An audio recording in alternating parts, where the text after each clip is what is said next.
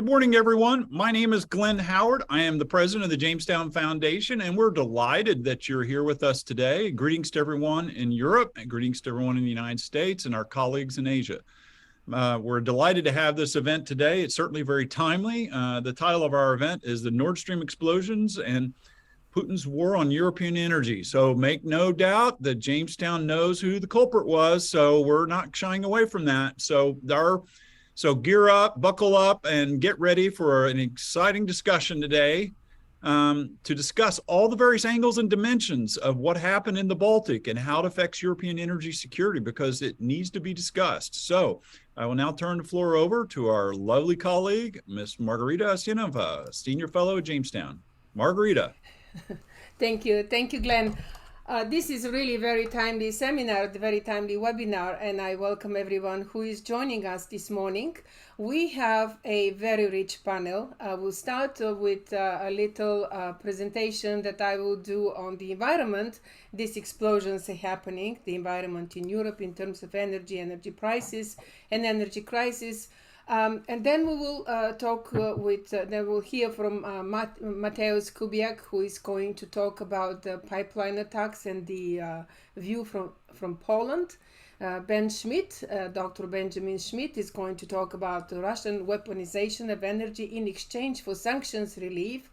And we will turn to our colleague and Captain retired Andrii Ryzhenko from Ukraine, who is going to talk about Russian pipeline shortages in the Baltics, 50 years, Russian pipeline sabotage in the Baltics, 50 years in the making. So let's start with a little overview of what is happening in Europe right now. At the moment, the three of the four strings of Nord Stream pipelines blew up and are not usable at the moment, and will probably not be usable for a very long time, if not forever. These pipelines were destroyed just last week, and we saw the reports about leakages. Investigation is starting, and Ben Schmitt is going to talk about how this is going at the moment. But why is it happening is the important question. Why at this moment? Not earlier. These two pipelines have not been delivering any gas to Europe for some time. They were down to 20% of Nord Stream 1 for most of the summer. So they are not really being critical for European energy, for European gas deliveries. They're not really being critical for European energy security, because there hasn't been providing any gas. The prices of Europe are going up, and they have been going up all summer. Now they're calming down a little bit, but these explosions also threw the markets into shock. But let's see what is happening in the European markets throughout this summer, and also starting from last summer. Last summer, Russia started manipulating gas prices as a test run for Europe. To see what the European reaction is going to be and whether Europe is going to take any measures. The prices went from pretty much $3 or $4 per 1 million British thermal units to all the way to 34. That was a significant increase by the end of 2021. Europe was worried, prices went skyrocketing, but the continent did not do anything to secure long-term LNG contracts or improve energy security, energy infrastructure in order to deliver more gas. Russia used that energy dependence to put more restrictions after it reinvaded Ukraine on February 24th. These are the gas pipelines you can see in Europe, existing pipelines in Europe, and you can see that they're coming from several directions, and that's a very important thing to look at, because with I have to move here something in the screen, sorry about that. With so many directions having gas coming to Europe, is Russia going to continue dictating what is happening in European energy sector? Is Russia going to continue dictating how the European economies are going to develop, fight or survive?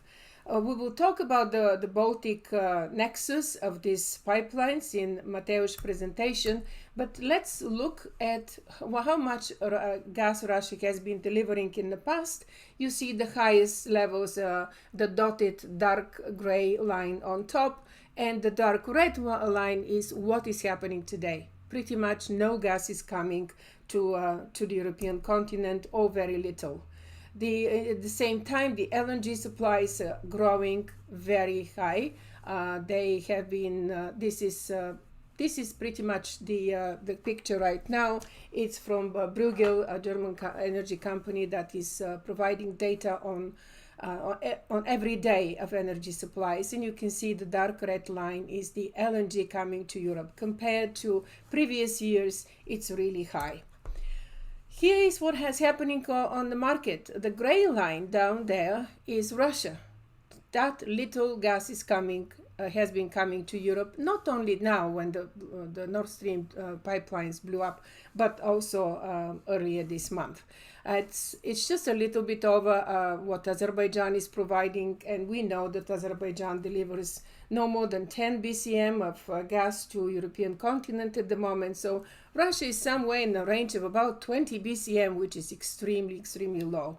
At the same time, the LNG supplies, the yellow line, you can see it picking up this summer, and in September coming down a little bit more, and you can see also Norway, slight increase, but pretty much steady supplies. The same with Algeria.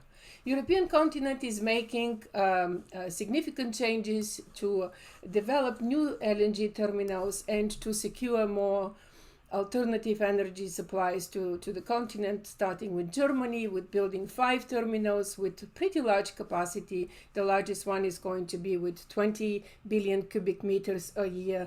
This is altogether about 175 billion cubic meters a year capacity for LNG, which this is new.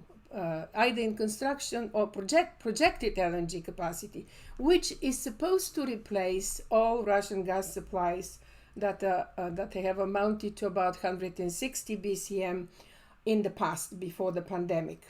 The good news is the United States has delivered for the first half of the year about 39 BCM of gas to the European continent. That's going to increase the second part. So the United States might be able to deliver this year alone about 50% of what Russia used to deliver to the European continent before the pandemic, which is quite significant change. And of course, this is coming with precautions and measures taken in advance. For example, filling up the gas storages. They are at 90% at the moment. Compared to last year, quite significant difference. You can see last year he is here in green, and this year is way, way higher.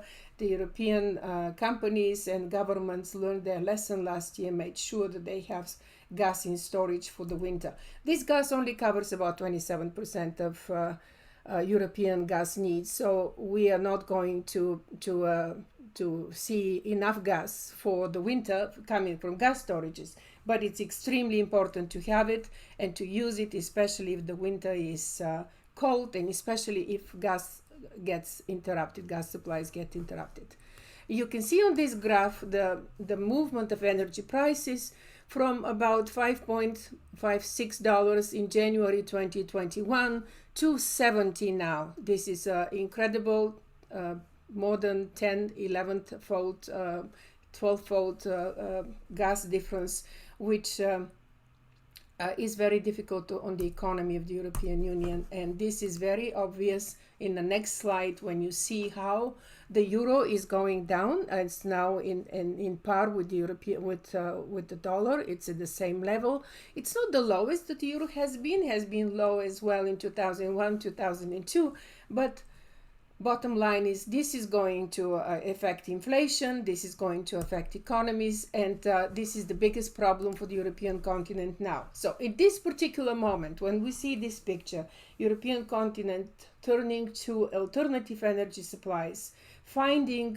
long-term, short-term contracts, attracting American LNG to European ports, and doing everything possible to be able to meet its needs for the winter, and particularly for the future when they're going to need more gas from alternative sources. This explosion is happening precisely at this moment, and it asks for many questions. British intelligence already pointed a finger to Russian sabotage responsible for these explosions, but I will turn here to the specialists. Before I do so, I will say only one thing. The European energy supplies are going to benefit really significantly in the next 3 years from the increase of US capacities, LNG capacities. The United States at the moment has capacity to export about 103 BCM per year, but by the end of 2025, this is going to increase by 70%. It's going to grow to 175 BCM. And that is going to have a very, very positive impact on European energy and security of gas. So here is Mateusz Kubiak. He's going to talk about the view from Poland, but also please read his article in Eurasia Daily Monitor on this topic. It is a good read for everyone who is interested in the topic. Thank you, Mateusz. Thank you, Margarita, and thank you, Glenn, for having me here today. It's a great pleasure to join that interesting discussion. And yes, as Margarita said, my goal is to add a regional perspective into that discussion. And by the way, I hope so. I think our Polish perspective, I'm energy analyst and energy consultant based in Warsaw, Poland. I think our perspective should be quite relevant here in case of Nord Stream explosions. But first, I would start with a brief introduction. So just adding to what Margarita already said, to start with, what do we know about those explosions and what do we not know, as that is quite important, I think, and I will refer to that later. So, of course, we still wait for a proper investigation results. We need more evidence, as for now, that was impossible to check the pipelines on the seabed due to the gas leak. We can only presume, it seems quite possible, but we can only presume that that was the Russian Federation which was behind the attack. However, I think already now we can still make some unquestionable points.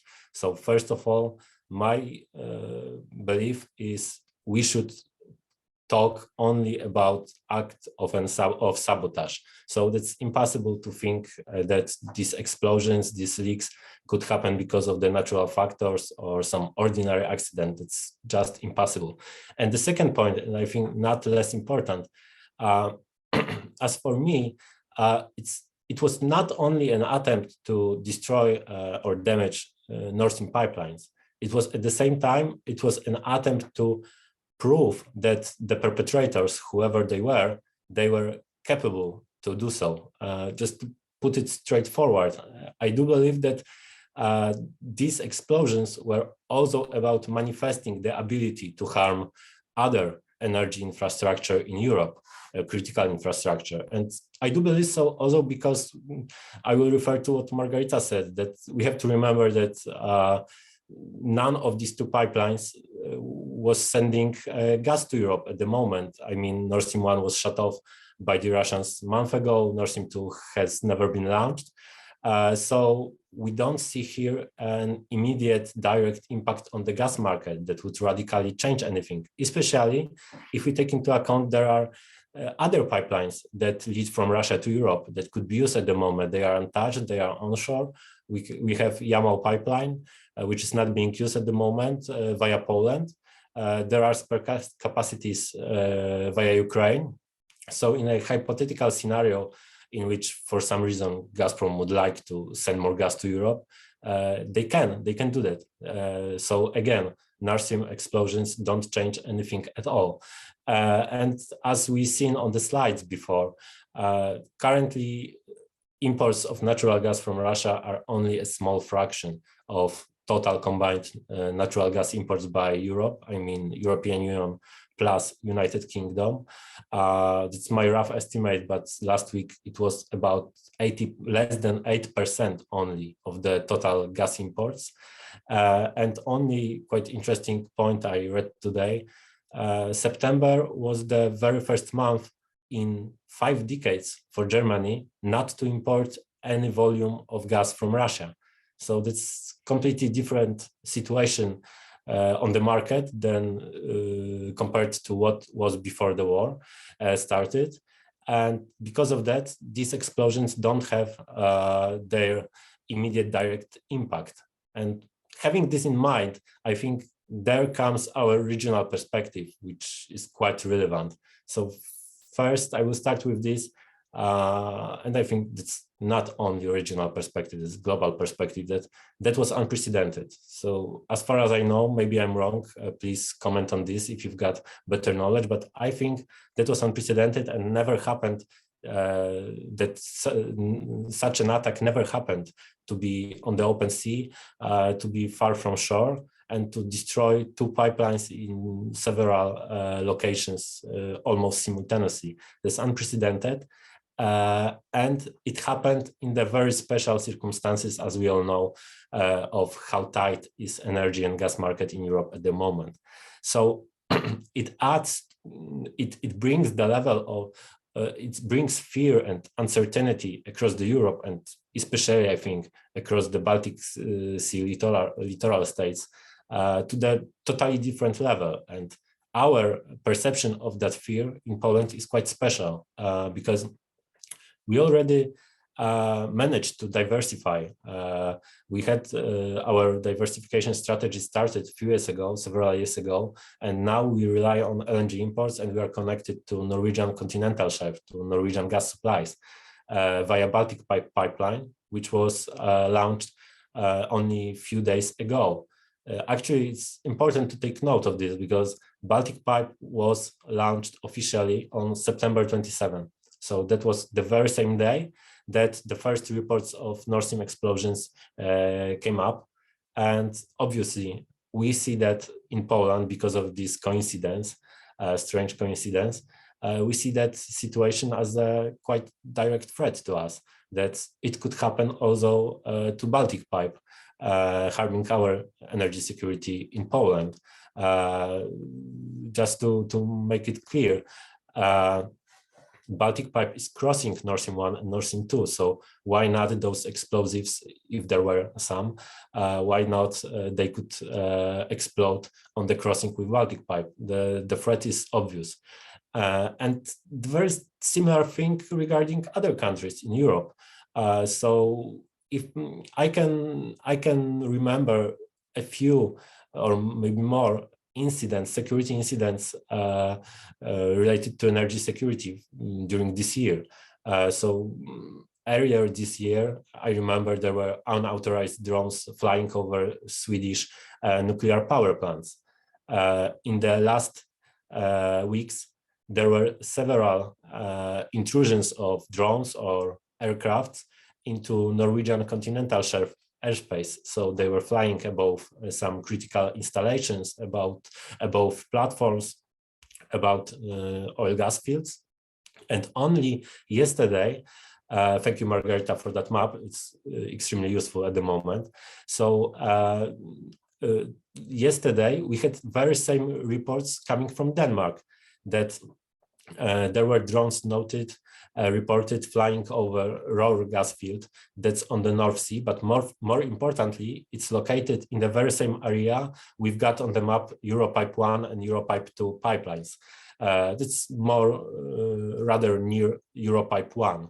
So to put it in the context I brought earlier, just after the explosions, and which were, as for me, a manifestation of power, of ability to bring sabotage acts, we have drones flying over the critical pipeline from Norway to Europe.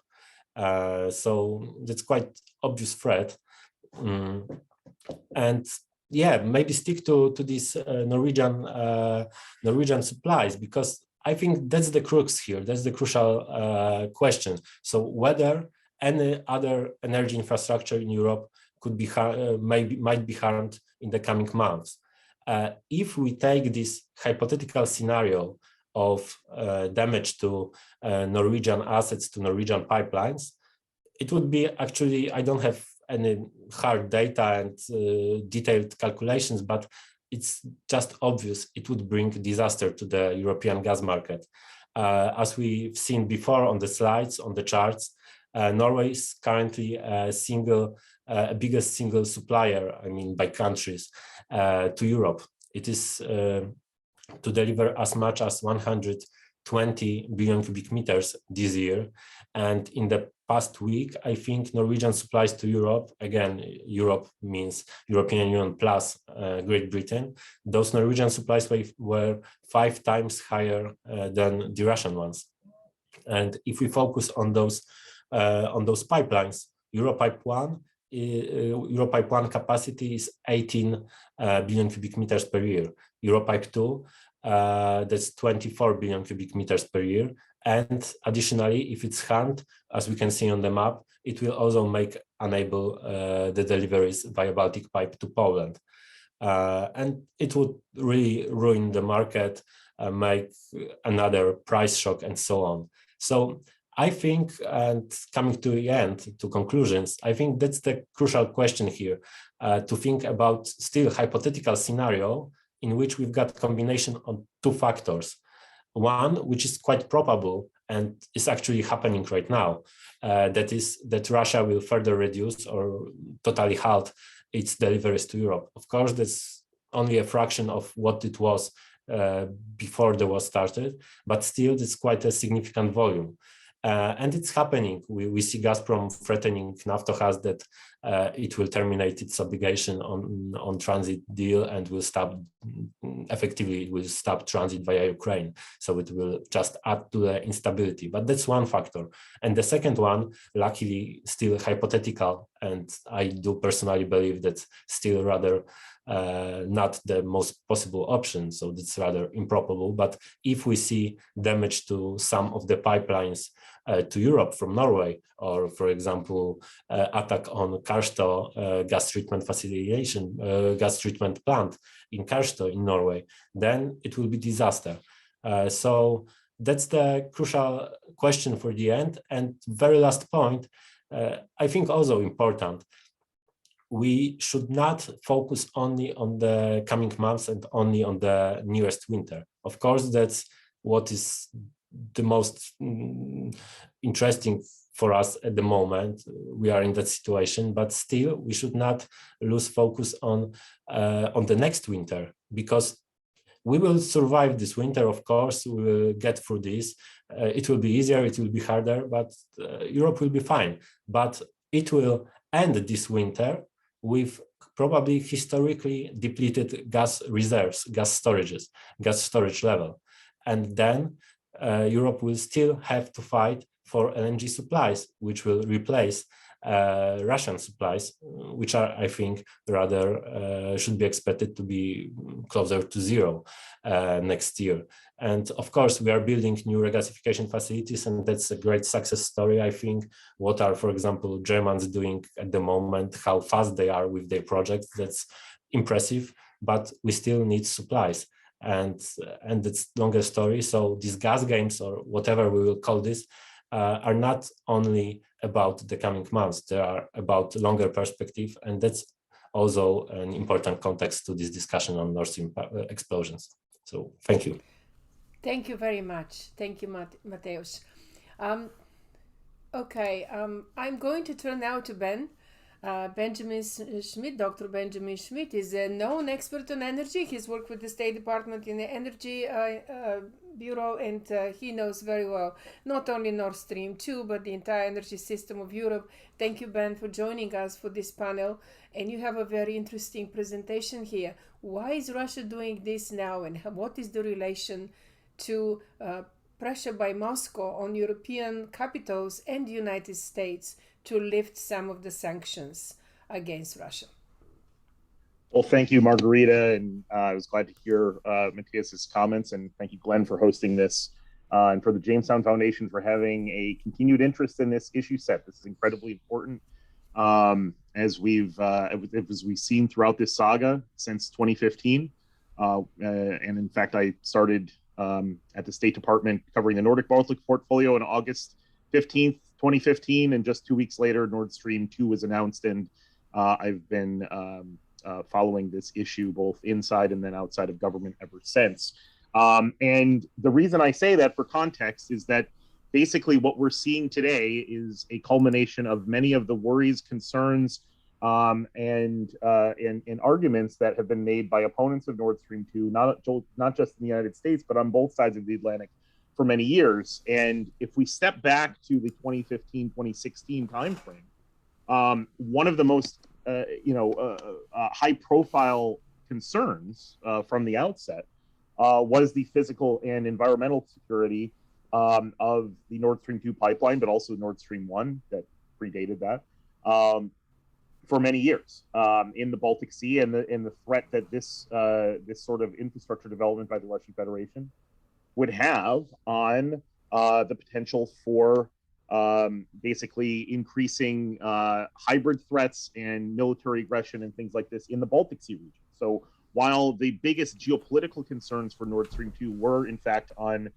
Ukraine and the ability of Russia to circumvent the Ukrainian gas transmission network and thereby increase its potential to fully destabilize Ukraine, as we've seen that happen since February of this year.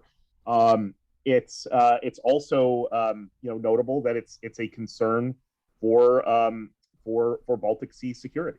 And so I'll start by showing this map, one of the Nord Stream 1 era, I believe this is an EIA map from the Environmental Impact Assessment. And what this shows is what I was concerned about and have raised in publications for the Jamestown Foundation and on past events for many years, which is the ability of Russia to basically have this kind of hybrid threat posture and things like this vis-a-vis Nord Stream 2. So one of the things that I was concerned about immediately after we heard that the first pressure drop in the Nord Stream 2 pipeline, Trunk A, happened southeast of Bornholm back last Monday, which feels like a long time ago now, was the concern that this could have been an accident based on the fact that the pipeline routes go through large-scale chemical and conventional munitions dumping zones that were placed and basically built up after World War II in that region. So that was always a concern through the ESPO process, through all of the environmental security processes and reviews that happened throughout this project development timescale back in 2015, 16, 17, before the project actually started its construction phase. You can see those risk areas all along the pipeline, not only near Bornholm, but of course in Swedish waters and also in Finnish waters where this pipeline infrastructure goes. Once we heard that there were additional pipeline ruptures in basically not only southeast of Bornholm in Nord Stream 2 Line A, but northeast of Bornholm in Nord Stream 1, both of their trunk lines of Nord Stream 1, that then it seemed to very much to be in line with the question of sabotage. And I think that's what we're seeing here. And one of the things that is incredibly interesting in this process is that not only is this an energy security issue, not only is this a military security issue, all of which we're warned about for many years, but also Russia is doing exactly what I would have expected to do through its playbook, to try to pin the blame on the West. It's try to pin the blame on Ukraine, on Poland, on other, Germany, other European Union member states, but most notably the United States. And what I started to see on Twitter right after the very first reports of a leak in Nord Stream 2 were very, very, promoted through Russian disinformation networks, which appeared across Twitter of all of the same clip, the clip of Joe Biden standing next to Olaf Scholz in early February of this year, claiming that when asked how could the United States stop Nord Stream 2, he says, "We will find a way of doing this. There is a way."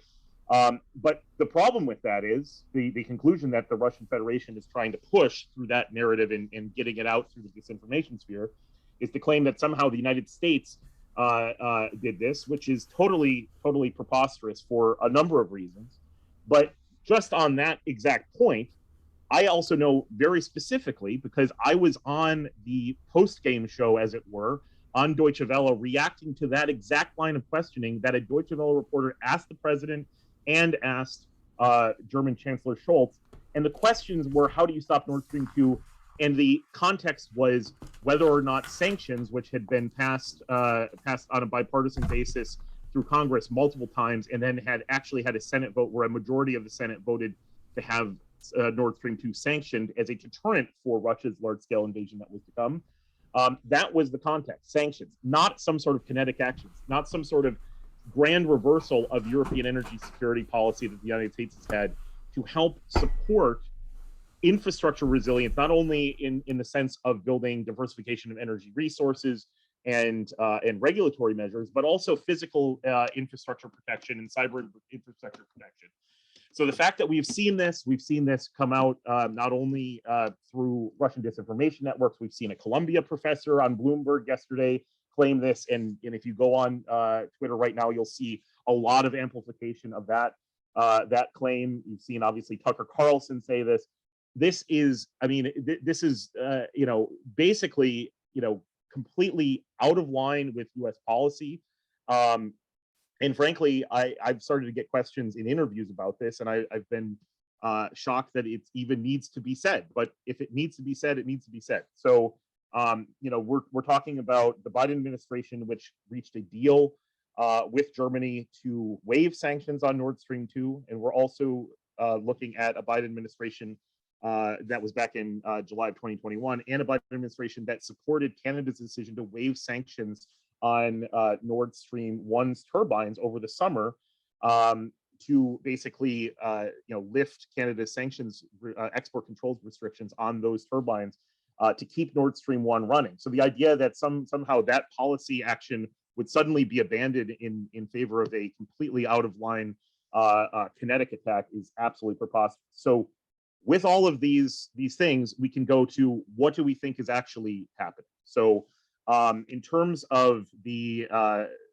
actual situation in the Baltic, I'm going to share this graphic that I've made over the past 24 hours, which shows all of the search and rescue vessels that have been dispatched. The Danish military, Danish Navy, has been operating southeast of Bornholm over the Nord Stream 2 trunk line location in its EEZ, and the Swedish Navy and its Coast Guard are operating near the Nord Stream 1 and 2 trunk lines leak locations that have started to abate over the past 48 hours, but it's unclear what is actually going on, and we're going to have to see forensic evidence of what the extent of the damage is. Obviously, the seismic reports from Sweden suggest a large amount of explosive devices going off to cause the damage that resulted in these leaks.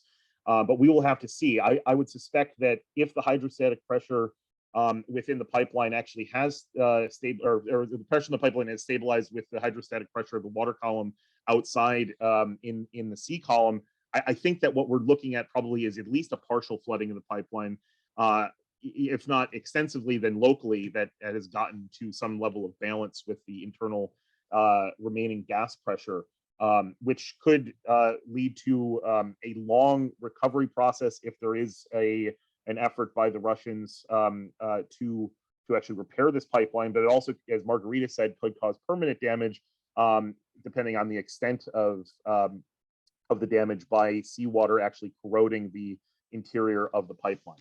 So, okay, so with all of this going on, why would the Russian Federation do this, right? So one of the narratives that the Russians have been pushing is who, quote unquote, who has the most to gain from this? Well, actually, the Russians do, in the sense that they have done a number of things. Number one, and so these are a number of what I believe the motivations for this are, all of which are, I think, contributors, not necessarily being mutually exclusive. So number one, I think that that Gazprom is going to be, be facing a significant amount of legal trouble in terms of its non-delivered gas, in terms of its contracts through Nord Stream 1. It's been cutting by 60%, then 80%, then 100%, starting back on June 15th of this year. So by doing this, you could potentially have a force majeure scenario to try to help them get out of their own legal case.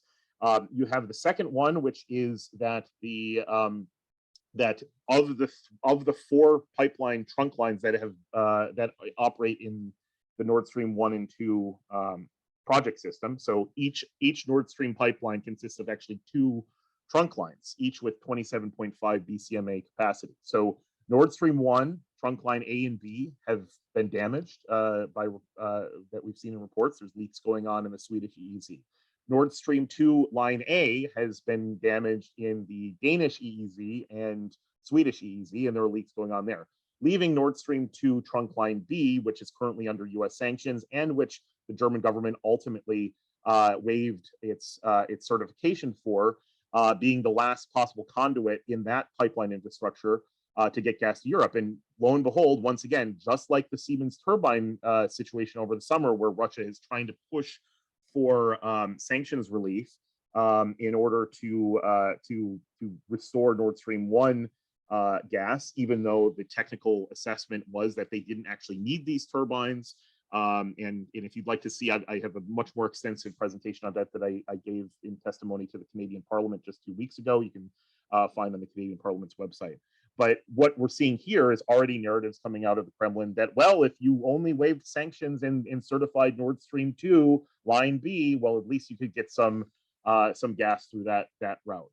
And then third, you have the ability of Russia to basically flip the script on what the original concerns were with Nord Stream 2 in Ukraine itself, given the kind of sea change that we've seen on the ground in Ukraine, meaning that the original concern at a geopolitical level with Nord Stream 2 was that it would reduce Russia's reliance on the Ukrainian gas transmission network to get gas through Ukraine to Europe, to its European markets. By doing so, it would allow Russia to destabilize Ukraine without fear of losing its market share along the way.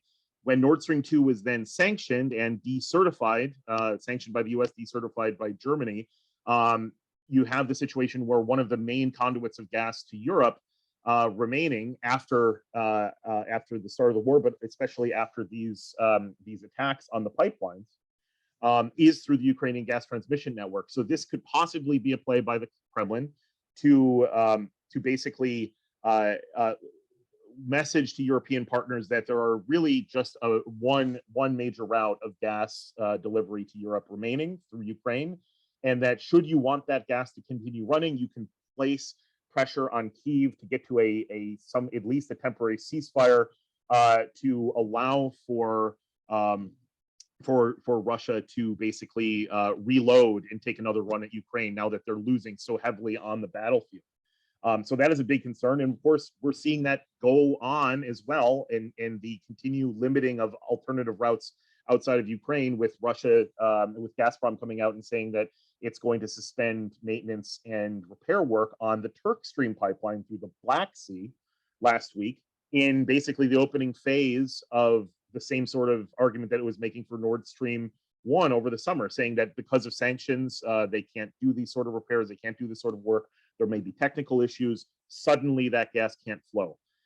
So this overall, I believe, is a bigger play that Russia is weaponizing energy in predictable but new and different ways in order to raise the stakes to try to get what technology sanctions and export controls have been effective at doing, and turn those around. Basically, all of the limitations that we've seen from technology imports, both with respect to the energy sector, the private sector in Russia, but also areas of its military-industrial complex, where it's now being forced to, for example, scavenge semiconductor parts from commercial appliances, things like washing machines and dishwashers and things like this. So basically using energy weaponization to try to upend our export controls regimes.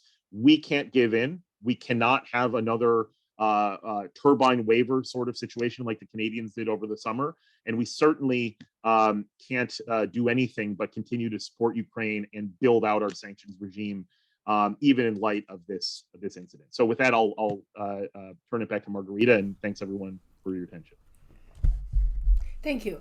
Thank you very much, Ben. This was such an excellent presentation.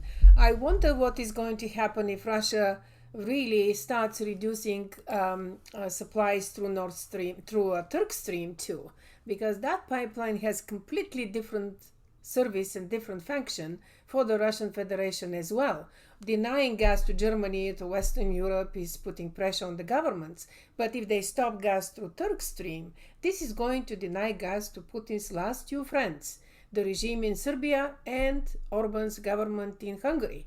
These are the two countries that are main destination for Turk Stream 2 at the moment. So if that happens, this is going to change completely the geopolitical setup for Russia, and probably Moscow will have to forget about any influence operations in the Balkans if it loses Serbia as its main anchor of influence and propaganda and actions that benefit Russia in the Balkans. So it's a very interesting situation that economic pressure and crosses political goals, and it might not work at the same time in the same way.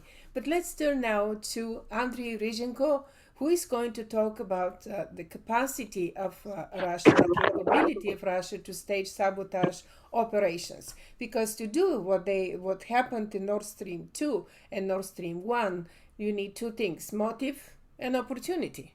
And the motive we discussed, we still speculate because we don't have a full picture of what happened, but explosive will be found, they will be traced, and it will be very clear who did it once this is done by all these ships in the Baltic Sea. And the opportunity is, and the capacity to do it, is something that Andrii is going to talk about today. Thank you, Andrii. Thanks, Margarita. Thanks, Jamestown Foundation, for setting up such excellent event. I believe it's very, very attractive event currently, and we see a number of the participants. Last 3 years of my life, I was working on a topic of searching of Russian underwater activity around the globe, and I was focused on the three Bs: Barents, Black, and Baltic. And actually, what they are doing in Barents, Baltic and Black Sea quite similar, and particularly from perspective of using civilian infrastructure under the water, primary pipes. Actually, I started from Black Sea, but I found the same in the Baltic. And when Russia was quite enthusiastically to continue to build this Nord Stream 2. Actually, me and my colleagues, we just was setting up alert that it's not actually a purely economical project. Mostly, it's a military project. Particularly for Baltic, it's important because since Soviet Union disintegrated, Russia lost significant amount of the coastline of the control. From 50%, now they controlling only 7%, and the rest 93% going to control NATO. And this is why they are they're using this Nord Stream 1 and 2 for the underwater surveillance. It's possible. Can I get my slides, please?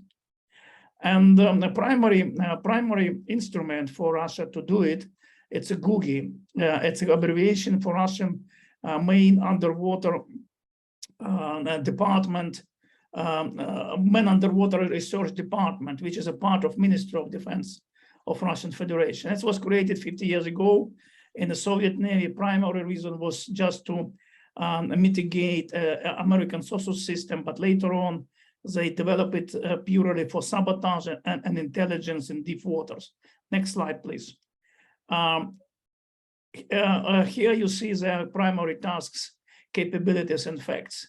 Currently, they are working on development of Russian agenda regarding their claims to the Arctic. They would like to legalize their claims to control much greater water and seabed on Arctic regarding potential huge excavations of oil and gas on it. And these guys, the fleet, Googie fleet, they're helping in this just to prove, maybe. They're located in the Kola Peninsula. It's called Alenia Guba, very close to Severomorsk city, where the northern fleet located, and it goes directly to the Barents Sea.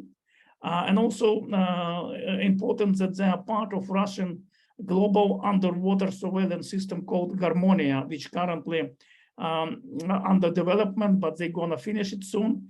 And the headquarters will be in Nova Zemlya, New Land Island. Primary Googie, they have three primary tasks. First is the search and destruction of bottom sonars stations and cables. Secondly, it's recovery on their own and enemy sunken military equipment. And third, carrying out act of sabotage on underwater objects. And gas pipes or submarine cables, it's one of them. Like interesting facts of them, actually, this is most secret unit with the Russian armed forces, which directly subordinate to Minister of Defense personally, and only head of this Googie, more or less visible person. Normally, it's a Vice Admiral 3-star.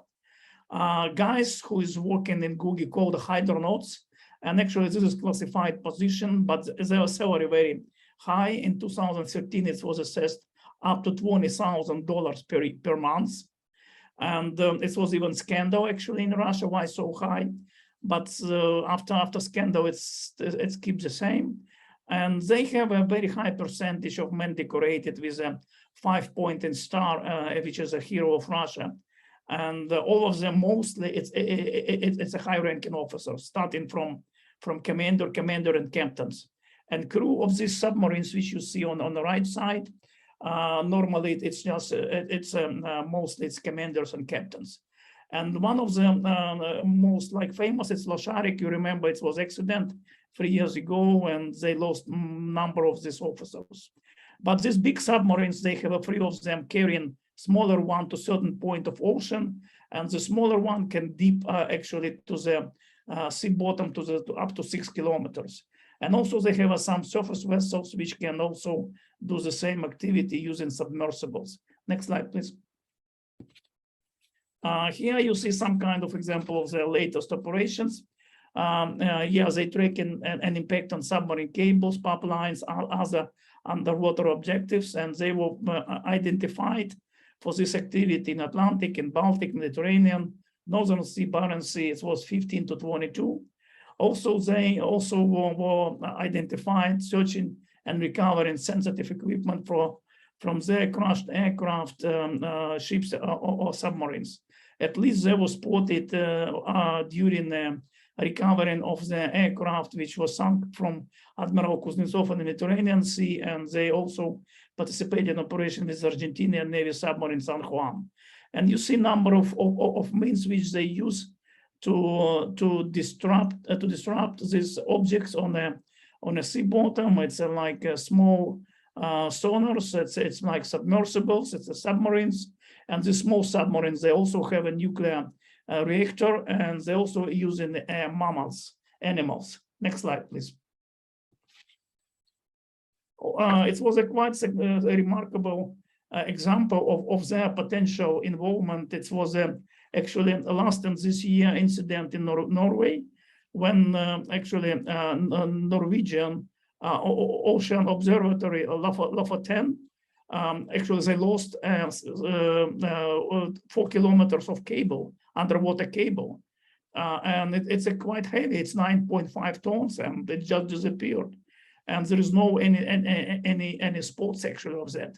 Slightly later, or in January already this year, it's happened the same, actually in very different area of Norway, but absolutely the same,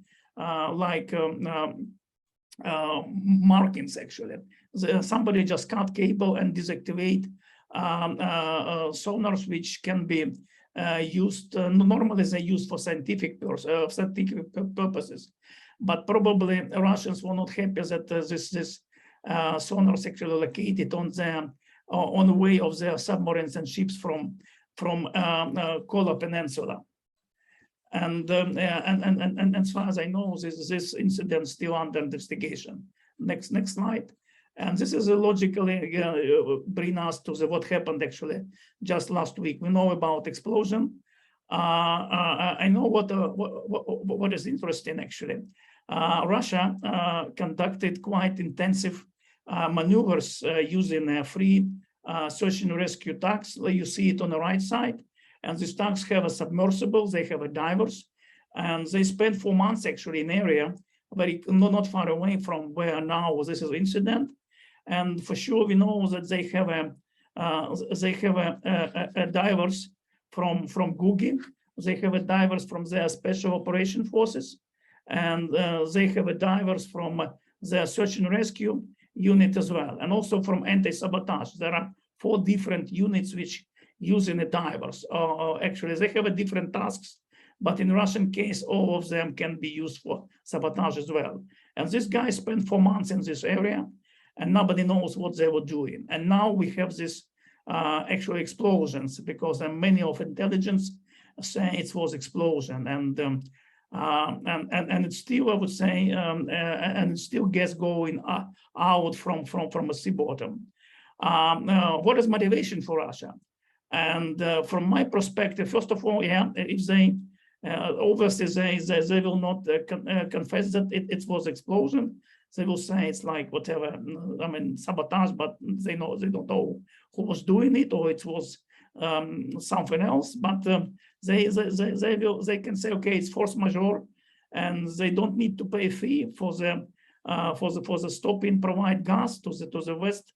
The Western nations on the contracts, because they stopped to provide gas just, I would say, in response to sanctions. Now, okay, they say, okay, I mean, something happened, we physically cannot do it. Secondly, it can be used internally for Russian population to blame NATO, because they say now that it's NATO nation actually exploited Nord Stream to justify war in Ukraine, because now they more and more their propaganda saying war in Ukraine, it's not war with Ukraine, it's war against West and NATO. And third item, it's just to withdraw attention of Russian public from their internal problem, because now, I mean, it's not a very good situation for them in the front line. They are losing, they are defeated, and also it's a lot of problem with mobilization, because Russians not happy with this. Sanctions, economy actually pressing them. And this is, they just using this case to show that everybody just against Russia, we need to defend ourselves. Yeah, what can be response from West, from NATO? Please, next slide. Here I put some of the suggestions, which is actually what generated from mind, from maybe using the Ukrainian environment. Yeah, first of all, it should be given attention to maritime domain awareness, underwater monitoring, intelligence sharing between nations, because all of them were technologically very advanced. They have a very good equipment, but this information must be shared and constantly, I would say, observe what is going on under the water. Because again, I mean, the most probably they already using some of the technical equipment used on this gas pipeline, not for the gas pipeline, for some other reason as well. And for them, it's important to keep open this Danish Straits. Yeah, we remember that actually they're sending oil actually in significant quantities. For them, it's very important. And 2 biggest ports in Baltic, it's 2 Russian ports actually, St. Petersburg and Primorsk. Yeah. Secondly, denial infiltration and prevent sabotage, and this is mostly for this Russian SOF or any other units. It must be clear rules of engagement and training. Defense of critical infrastructure at sea and ashore. When I was making some research, I identified that it was some kind of facts that it was some kind of mystery with such critical infrastructure and ashore, mostly linked with the LNG terminals. Next, legal issues, and mostly with Russians, because you know, in Ukrainian case, many of them just infiltrated in Ukraine year before annexation of Crimea and events now. And as soon as some kind of activities like in Ukraine started, these guys they activated, and then certain means must be taken, and we know that some of them already on the way. Technological barriers, because Russians they're lacking of technology, and currently they, because of sanctions, they even using electronics, I would say, from the laundry machine in cruise missiles. And recently, what we find in this stuff. But technology, it's very important for them, and without technology, they cannot build such ships, such submarines, and the other equipment, and informational control, obviously, because I would say any sensitive information for the West regarding energy supply, it must be taken out of the Russian eyes. And we know it, I would say, in Ukrainian case, as soon as from beginning of war, it was some kind of intent to provide us with a weapon. As soon as it is media, it's automatically Russia will mitigate this possibility. But this is something what is actually took in my mind regarding this case. And let's conclude my presentation. Thank you very much. Thank you, Andrii. I'm going to ask you a question first, because we have here a question on the chat from Frederick Lee asking whether Russia could have used pipeline pigs to deliver explosives through the pipeline and explode them from inside of the pipe. Yeah, I heard about this. It's a technological mean in order to maintain pipe. Obviously, probably it's possible. I don't know actually exactly details of this technological, like these pigs, but I heard about this. But again, we also identify some suspicious activity on the surface, and this activity can be multi-purpose. I would say not just put in some kind of whatever detonation, whatever, but also maybe something different. But technologically, yes, it's possible. Just important to know how many TNTs they can carry for quite long distance, because probably it's around, I would say probably it's 800 kilometers from a beginning, from entry to the pipe. If we have the access to this, we can definitely say about this. And we will certainly going to know that after the investigation, because it's very easy to distinguish whether the explosion happened from inside or from outside. I have a question about for Ben, and it's a two-part question from Joe Morley Davis. There is already a concern that energy prices will shake Western resolve in support of Ukraine.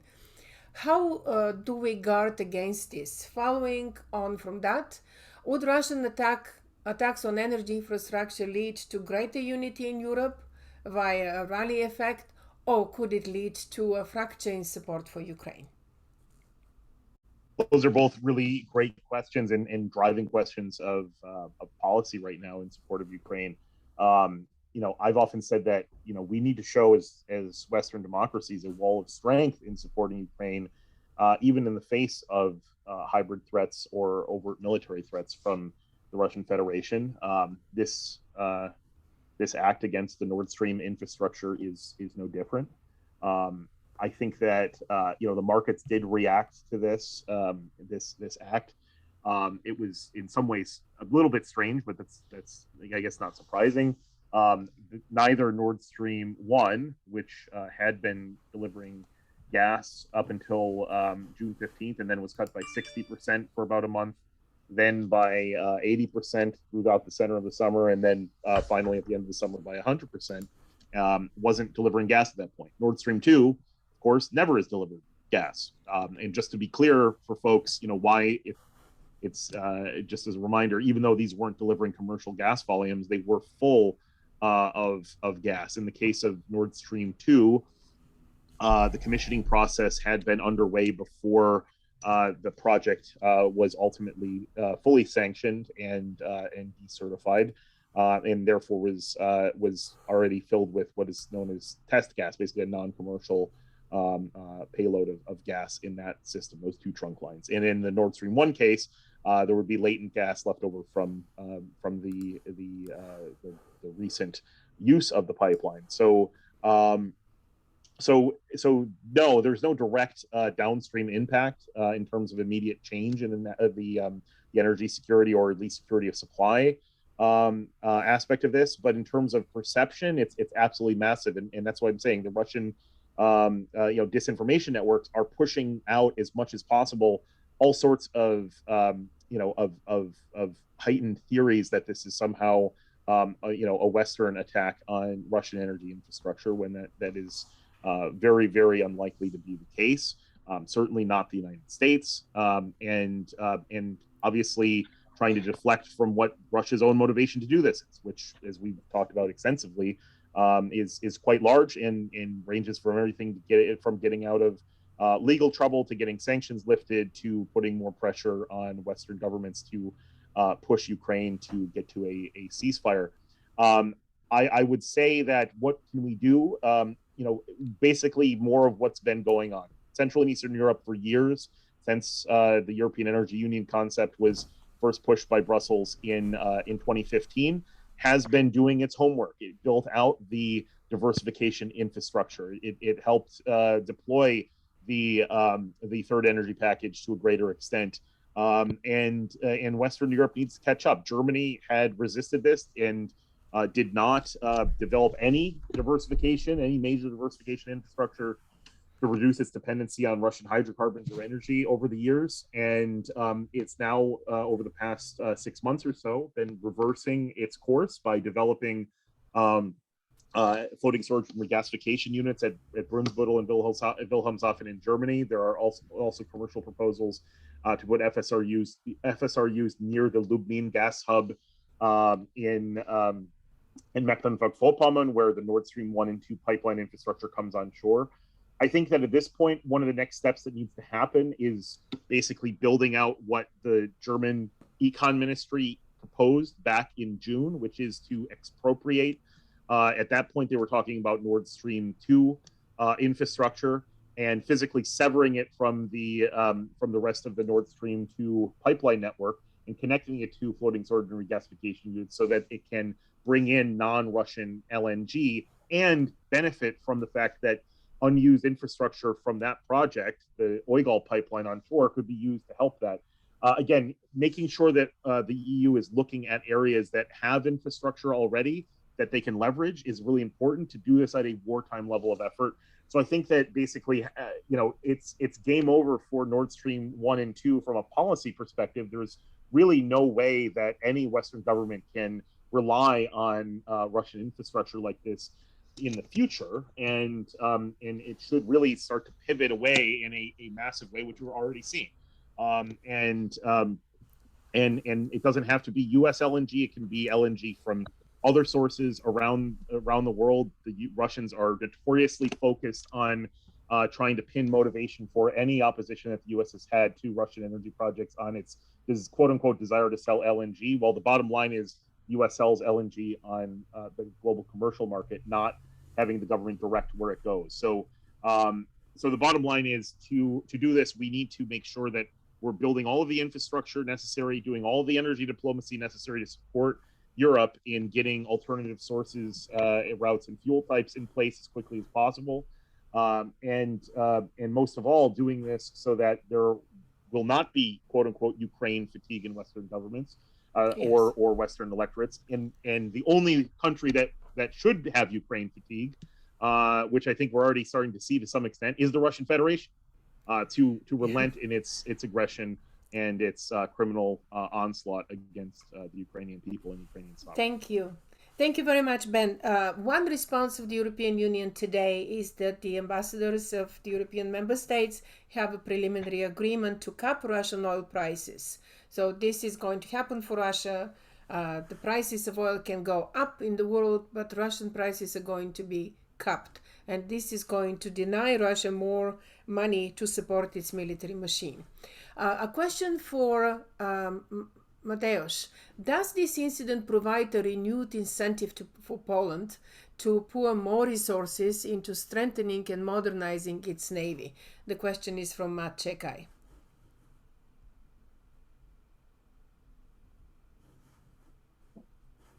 Sorry, Margarita, could you repeat whether it's for me, because I got some For you, connection yes, issues? it is for you. Perfect, thank you. Does this incident provide a renewed incentive for Poland to put more resources into strengthening and modernizing its navy? Thank you, and sorry for some connection issues. Hopefully it will be fine now, but please understand if something goes wrong. I'm no military expert, so I cannot dig into details regarding military aspects purely. As far as I know, there is indeed need for modernizing Polish Navy capacities, so I hope and have fingers crossed for this. However,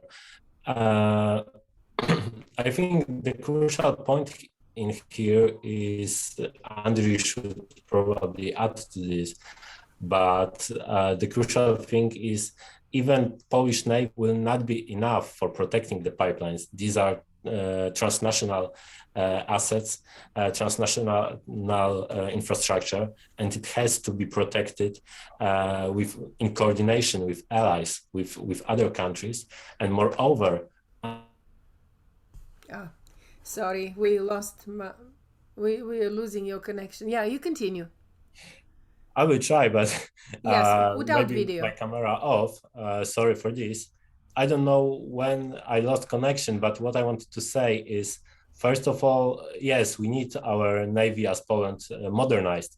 However, even if we've got more and more capabilities in terms of Navy, that probably should still be not enough regarding protecting the transnational underwater pipelines.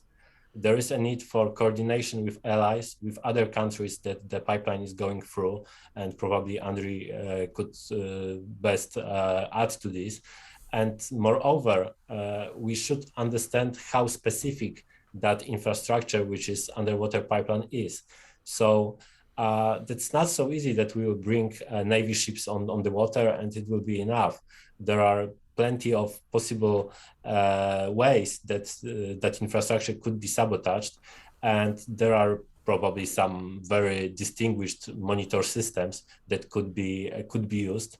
And I do believe that actually here we in Poland, due to our assessment of Russian hostile actions, which is not fresh, but we are aware of that threat for years, for decades, that our companies, our people responsible for this are not here now with no answers. But anyway, that's extremely hard task to protect such an infrastructure. I just read today that Great Britain is sending Navy ships to North Sea because they see the threat as real. So everyone is struggling to find an answer how to stay safe.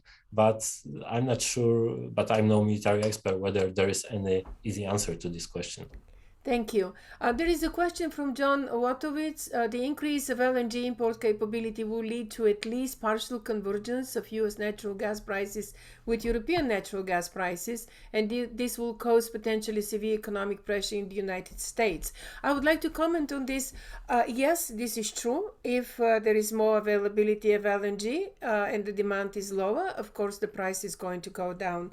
Right now we have a lot of American supplies to Europe going because the price is so good, and because European countries can still afford this price. They're wealthy economies and they can afford to pay as they don't have any other option to find alternative gas supplies. But the price is good for American companies if it is at $8 for 1 million British thermal units. It is a profitable price. Anything above $8 is profit. The American gas traditionally goes to Asian markets because the Asian markets pay better. The only warm winters in Asia divert LNG from America to the European continent, as it happened 3 years ago. And now the crisis, with a really great incentive of the prices, is diverting a lot of American gas to Europe. I think there's going to be a point when we're going to see normal prices of LNG when the demand is evened to supply and availability of vessels to supply it, availability of terminals to receive it, but it will still be profitable for American companies. The price is never going to be as low as here in the United States, simply because the production of LNG and delivery adds cost to it. But it's still going to be a good price for Europe. And frankly, the myth of low Russian prices is a myth. The prices of Russian gas are low only when the prices on global markets are low. And in the past, when Russia was a monopolist of gas supplies to especially Eastern Europe, the prices of the Eastern European countries were the highest because they didn't have any alternatives. Bulgaria, Macedonia, Ukraine, these countries were paying between $500 to $600 per thousand cubic meters of gas, which was exorbitant price. Well, Britain was paying no more than 330. This is just in comparison when the prices were really good for Russian gas. But market is market, and I hope Mateusz is going to agree with me. It regulates itself, and when conditions are not pressured by manipulation and dubious political goals, when they are left to the market, they will find its way, and they will find a better way to secure energy supplies for the world. And unfortunately, Europe relied too much on Russian gas supplies, and that was mostly by Germany and many of the Eastern European countries that for a long time did not have many opportunities and did not have many funds to do that.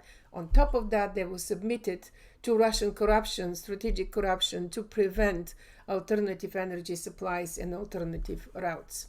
So I have a question from Vincent Campos, who says it's a fascinating discussion. Any additional concern, Andrei, about more threats from Googie, and how might this sabotage impact the implementation of the RePower EU plant? Yeah, Googie. The first question is for Andrei. Yeah, actually, Googie. Yeah, first of all, if you have your own pipes, keep eye on this, because, if you see any Russian vessel, even it's a fishing vessel, be prepared for surprises. Yeah, because again, theoretically, they can dive to 6 kilometers. Yeah. Secondly, prefer not to let Russian to put any pipes close to your territorial waters or your because Nord Stream 2 supposed to come via territorial waters of one of the nation, and also better not to let them put a pipe in your EEZ actually. Secondly, submarine cables. Now 95% of information go via submarine cables, and they can do something with them. They can listen them, or they can cut them. They have special equipment. Even not Googie vessel like this red tag, they have a special equipment to go down and cut it. Yeah, and also they can cut also equipment. Any sonars, whatever which you're using for hydrology, scientific, whatever. They can do it using submarines. They can do it using surface ships. And last one, but not least, Poseidon. You know what is Poseidon? It's torpedo, super torpedo, which is 100 tons of weight. And recently it was a publication that Russian submarine, Belgorod, it's the same as a Kursk submarine, left this Alenia Guba Bay and disappeared in Barents Sea. And this is carrier of this Poseidon.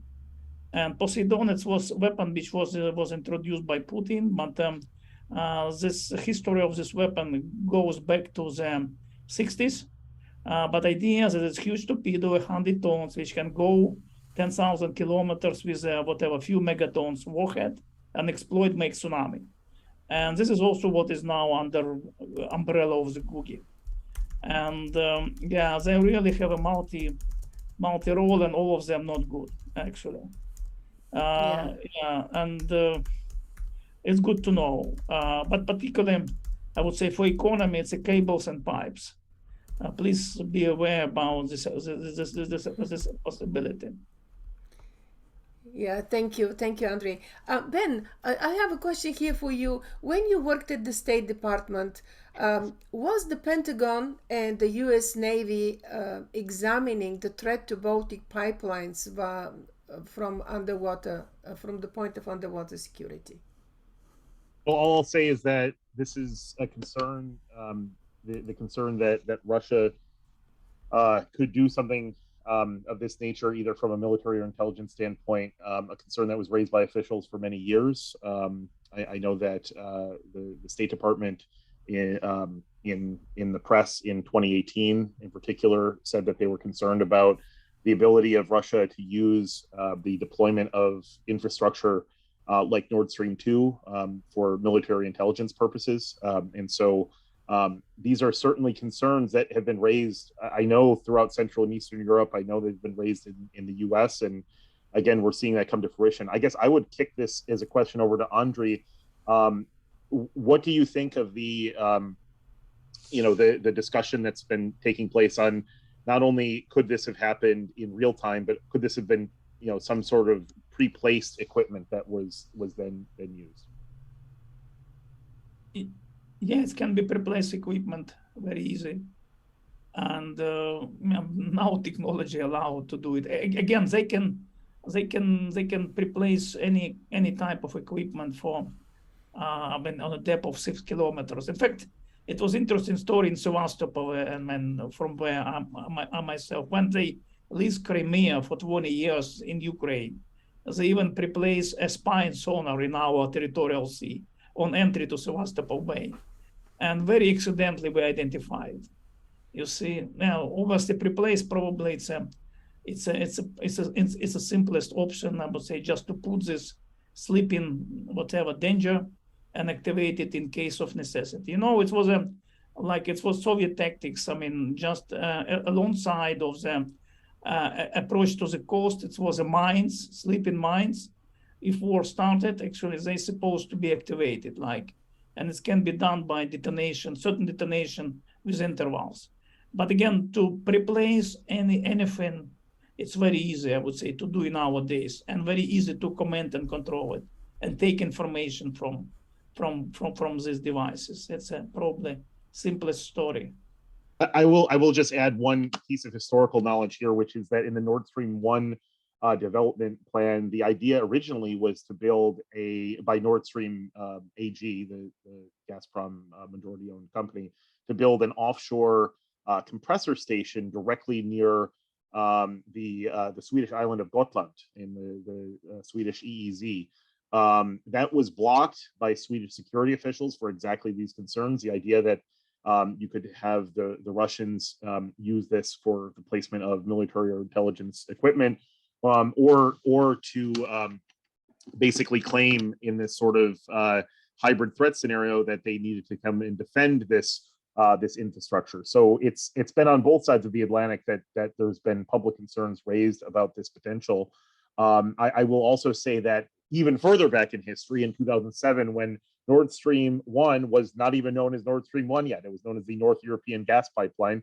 Putin came out and in a speech discussing this project said that basically wherever this infrastructure would go in the Baltic Sea, Russia and the Russian Federation and its military would basically have the sovereign right to go out and defend it, even if it's not in the territorial maritime sphere, either territorial sea or exclusive economic zone of the Russian Federation. So this is something that was a concern from day one, and something that was ignored by proponents of the project, both commercial and governmental proponents of the project for many years. And I will leave it at that.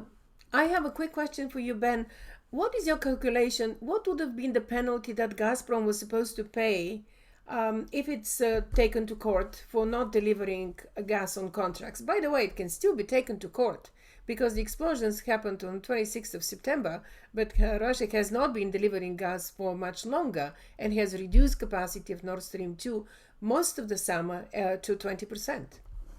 That's absolutely right, Margarita, and that's something that I can defer to Mateusz if he has a specific number from market analysis in mind. But this is something that the cutoff is just basically gotten underway when this happened. So it's hard to say exactly the amount. I do know that the Russians, but that Gazprom in particular, likely can remember back to 2018 when it lost the Stockholm arbitration case to Naftogaz and Ukraine, the Ukrainian government, where it had to pay penalties for non-delivery of gas and those sort of activities, very similar in nature. So there's already a large arbitration case law, if you will, precedent for this sort of penalty. So you're absolutely right, though, Margarita. I don't think that this is something that Russians would get off the hook by causing a force majeure. They maybe would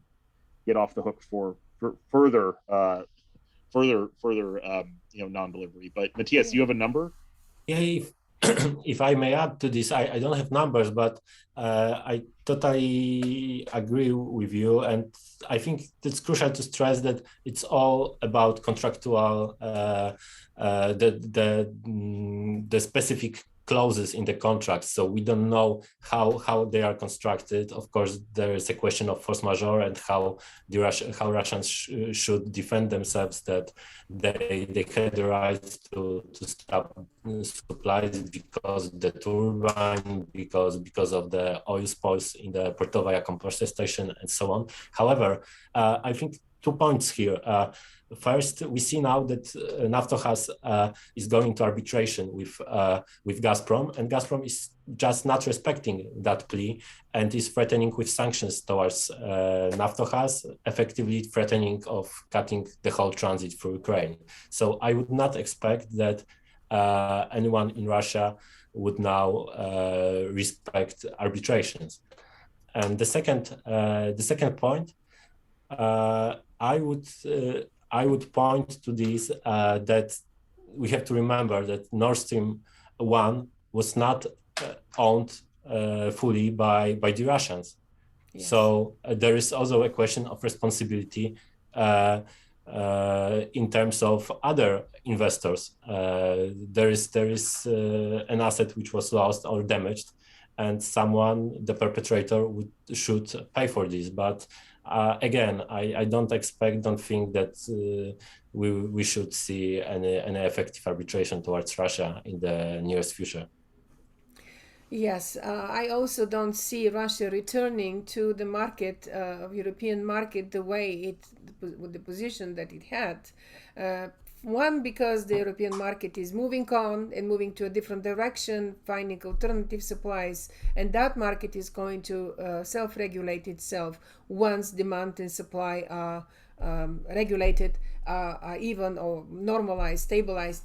But the other point is Russia will have a very serious problems in its production of energy with the lack of Western technology that uses widely in oil and gas production. The third point I would make is European governments no longer trust Russia as a reliable supplier. They needed to learn this lesson in a very hard way, but they did see it finally, and they started reacting by the reaction of Germany taking back property that was given to Gazprom, taking control of refineries, taking control of pipeline networks, onshore pipeline networks, and so on. This was an incredibly fast reaction, realizing that they need to take control of the critical energy infrastructure. The private companies, though, may have different take in the future. Nevertheless, I don't think that there will be any trust between any private company and Gazprom. Regardless of the incentives and the low prices, this is going to be affected, maybe not across the board, but my prediction it is going to be reducing Russian gas supplies, even if sanctions are not imposed, and they can continue and they can resume energy production. Last question to Andrii. What the regional navies should do? As a retired Navy captain from Ukraine, can you recommend what the navies of Romania, of Bulgaria, of the Baltic states, of the Nordic states, and other states in the Mediterranean too, should do to protect themselves? Yeah, this is actually more or less what I already stated. First of all, it's a maritime surface and undersurface awareness. As much as you will know about your underwater space, it's better to you. Particularly for the Black Sea, I know. For Baltic, it's the same, because we have actually, in addition to whatever possible, I would say, modern threat like Russian, whatever, underwater drones or submarines. It's a lot of threat from World War I, World War II still. But underwater, actually, surveillance is number one. Secondly, it's a sharing of information, because sometimes this national legislature don't allow us to share intelligence information. It must be absolutely done.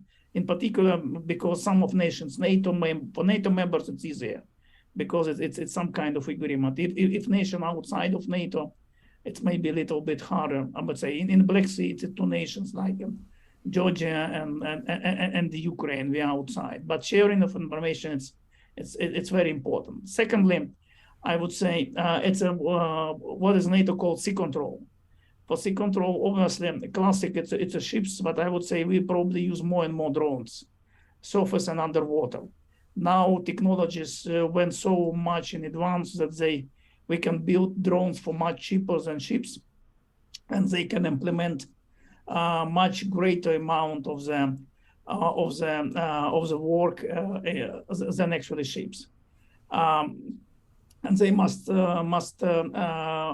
go underwater and the surface and check what can be some kind of whatever indicators of some kind of problem. If it's a gas pipe, go inspect to see what is it, because nobody was looking on Nord Stream actually.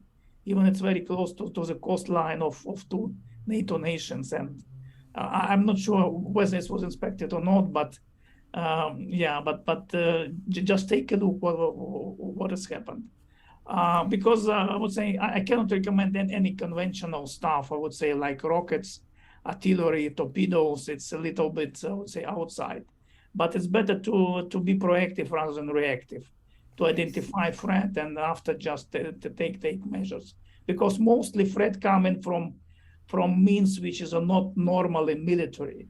It's probably will be civilian object, but I would say it will be immediately converted as a military. If you have critical infrastructure also, and it's located on a sea coast, pay attention and provide maximum protection. I mean, we see it's in the Ukraine, because Russia now what they are doing, they using this Iranian-made Shahid 136 drones and they point in killing this infrastructure. It's also important.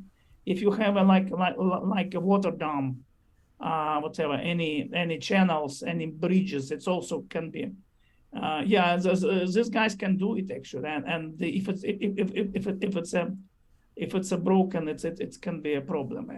This is, okay. And it's maybe not Navy, it's a defense and security structure, but it's important to do.